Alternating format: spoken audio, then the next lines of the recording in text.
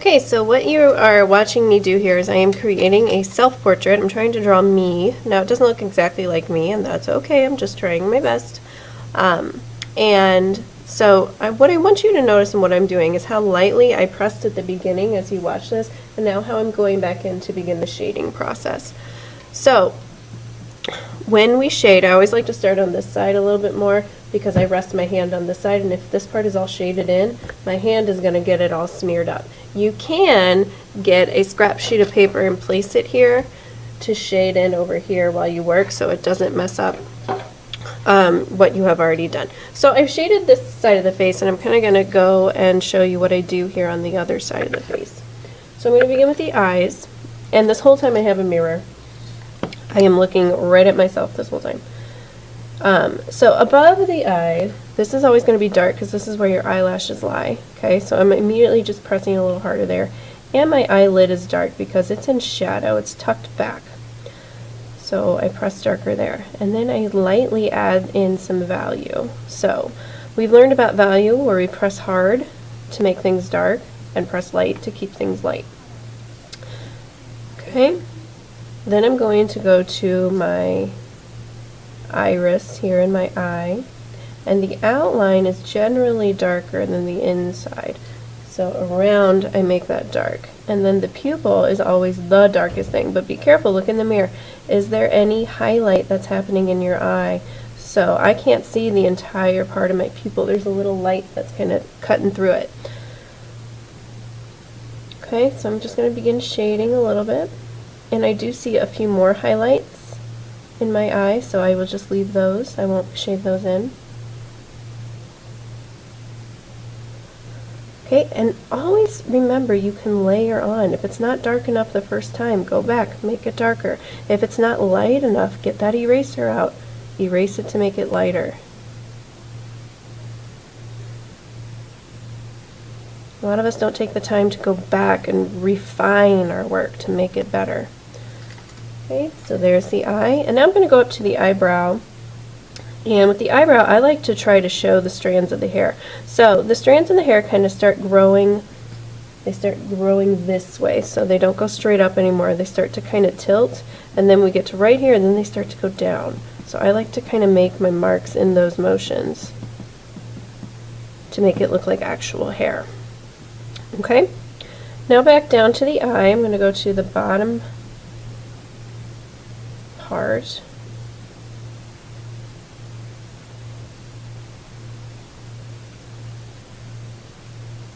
Okay, now eyelashes. Eyelashes should be pretty dark, especially if you have darker hair. Now eyelashes, you don't want them to be so perfect, because if you actually look at yourself in the mirror, your eyelashes are not perfect.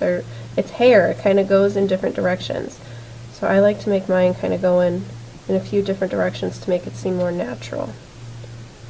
Okay, and then the white part of your eye, believe it or not, isn't actually white. You want to give that a little bit of value, especially under the top, because it's covering up some of that light hitting it.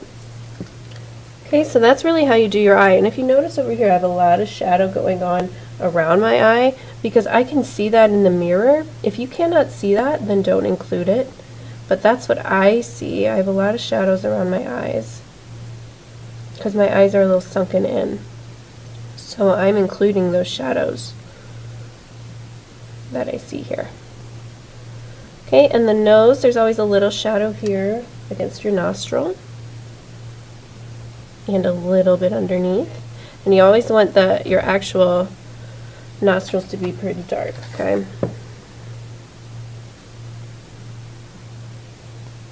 And then for your lips, here in the corner it's generally pretty dark, and then it's dark where the lips split. So that's always wants to be your darkest part. And then I just lightly shade in the top a little bit. And then on the bottom, on my lips, I can see that there are lines. So I'm adding that texture of what my lips would feel like. And I notice some areas are darker than others, so I will just include that value in there.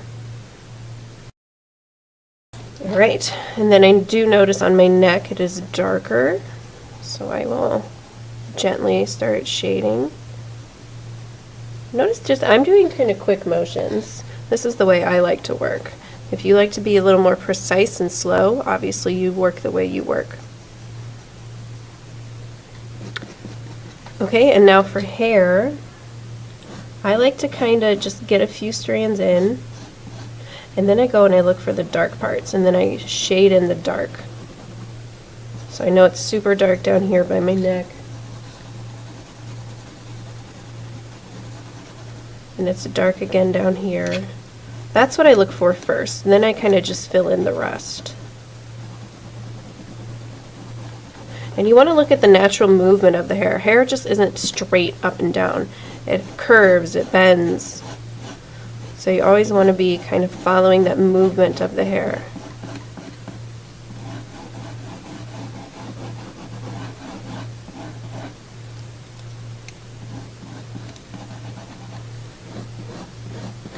And then one of the ways to make hair look super natural is to add little flyaways that kind of come out. So you can see up here, I add little, because that's how hair is. Hair isn't perfect.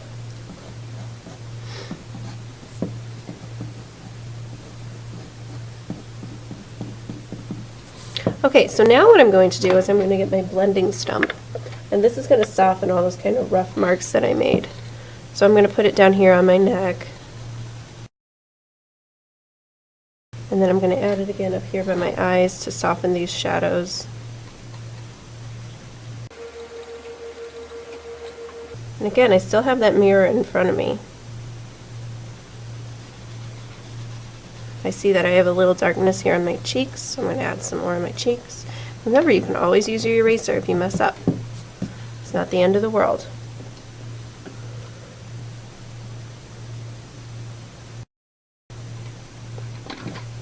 Okay, so this is the idea of creating a self-portrait showing value, really looking at yourself in the mirror and trying to get all those details, learning how to see what's in front of you rather than just think you know what's in front of you and drawing it from your brain. Actually look in that mirror, look at the details, look at the shapes.